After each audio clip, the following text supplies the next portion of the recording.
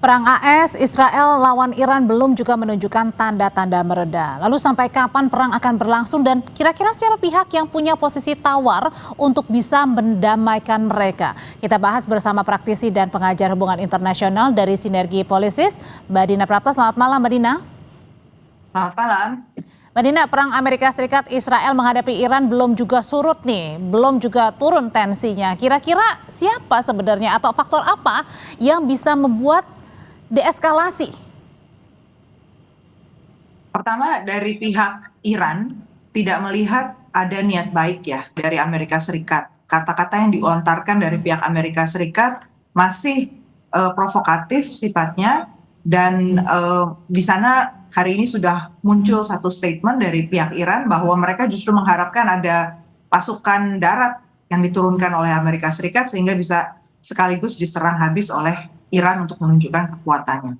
Berarti dalam situasi seperti sekarang, suasananya masih sangat panas, mereka masih sangat saling ingin menguji, dan kita lihat juga pemberitaan yang ada itu sepertinya tidak semuanya dibuka ke publik.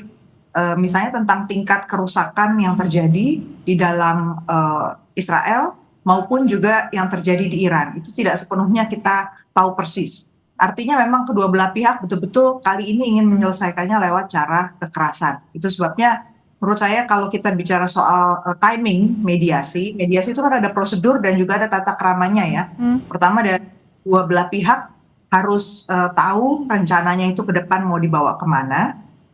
Kemudian yang kedua, timingnya juga mesti tepat.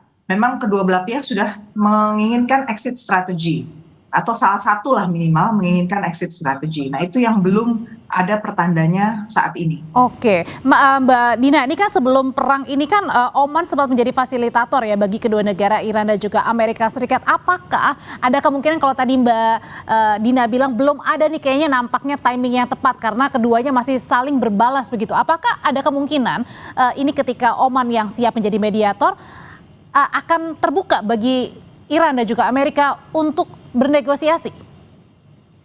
Yang sudah menyiapkan diplomasi, kemudian juga menunjukkan sudah punya komunikasi, jalur komunikasi yang juga terhubung dengan situasi di lapangan, itu ada Oman, ada China, dan pihak Rusia juga sudah merasa punya komunikasi yang intens dengan pihak-pihak yang bertikai di Timur Tengah. Jadi menurut saya kondisinya di situ sudah dipantau dengan ketat oleh negara-negara tersebut. Jadi kalau dilihat dari segi ini ya kemauan, saya kira sebenarnya dari pihak Iran mungkin masih ada ruang untuk mereka mau bernegosiasi. Cuman pertanyaannya justru kita belum pernah bertanya pihak Amerika Serikat ini mau nggak diajak negosiasi. Jadi yang menjadi puzzle saya, pertanyaan saya di dalam hati itu justru ketika Indonesia misalnya mengusulkan berangkat ke sana, berangkat ke Teheran, itu sebenarnya komunikasi dengan Presiden Trump belum? Apa rencana Presiden Trump dan memang mau nggak dimediasi oleh Amerika Serikat, mau nggak dimediasi oleh Indonesia?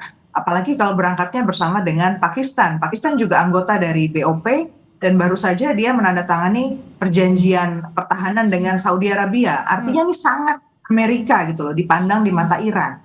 Makanya saya nggak heran juga kalau dari pihak Iran kemudian menolak mentah-mentah ya untuk mediasi. Nah, oke, berarti artinya Mbak Dina sendiri melihat apakah ada kemungkinan faktor bahwa lihat dulu nih kira-kira siapa yang kemudian lelah begitu ya, karena kan pasti untuk perang seperti ini ada serangan drone, rudal begitu ya, ini kan membutuhkan biaya yang tidak sedikit juga begitu, dan saya yakin juga mungkin kedua negara saat ini sama-sama rugi karena sudah mengeluarkan banyak uang untuk ke sana. Apakah ini artinya tinggal menunggu kira-kira kuat-kuatan siapa nih, siapa yang paling lemah dan habis uang untuk perangnya ini?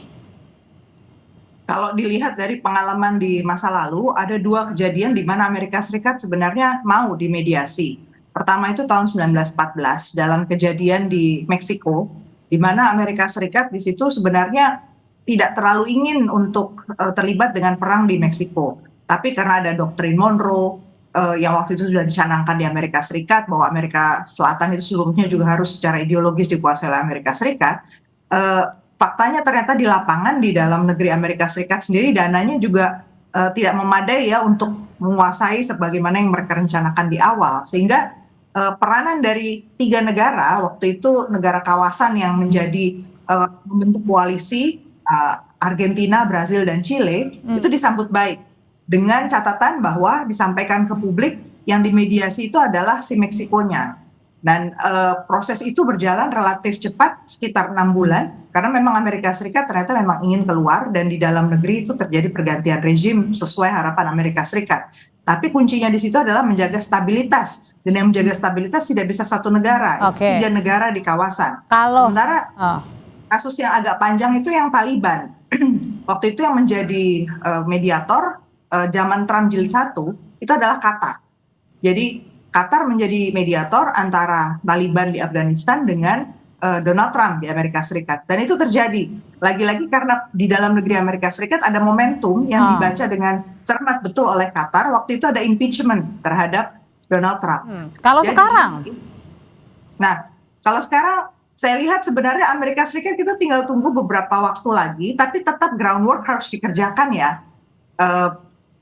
Qatar misalnya, Qatar itu dia menyediakan banyak hal, fasilitas track 1, track 2 untuk mendekati pihak Taliban. Bahkan Taliban kan dibukakan kantor di Doha. Jadi dari segi pendanaan, dari segi sumber daya manusia itu besar yang diinvestasikan Qatar. Mbak Dina, tapi kalau untuk sekarang kira-kira negara mana yang mungkin ya yang bisa diterima oleh kedua belah pihak begitu ya, termasuk juga dengan Israel, 3 belah pihak begitu, yang mungkin realistis? Apakah Indonesia atau negara lain yang mungkin? Atau jangan-jangan PBB yang bisa?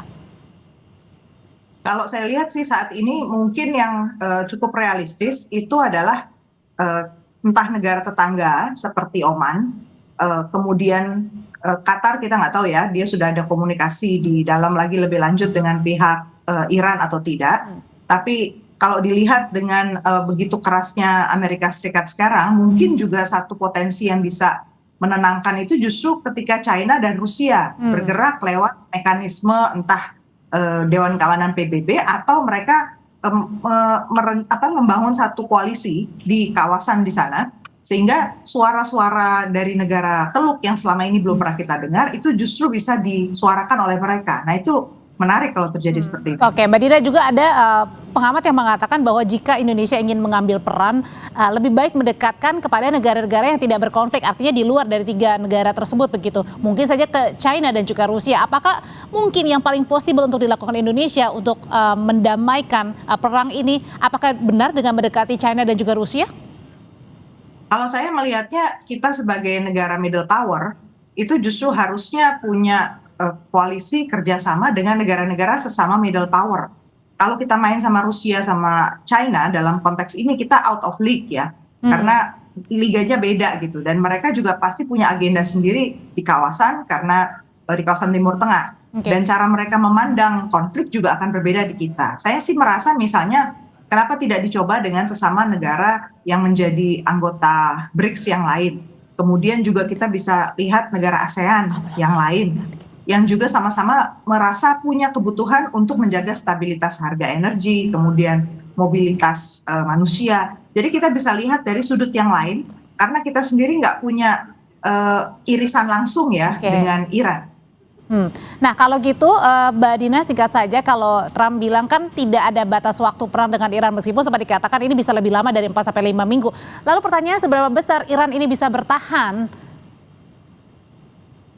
Saya kira Iran sudah mempertimbangkan segala hal. Kalau dilihat dari kampanye mereka baik di level pemerintahan maupun di masyarakat, mereka sangat percaya diri bahwa mereka bisa menghadapi Israel maupun Amerika Serikat. Dan di sini kuncinya justru mereka menghantam negara-negara di sekitarnya atau si Israel.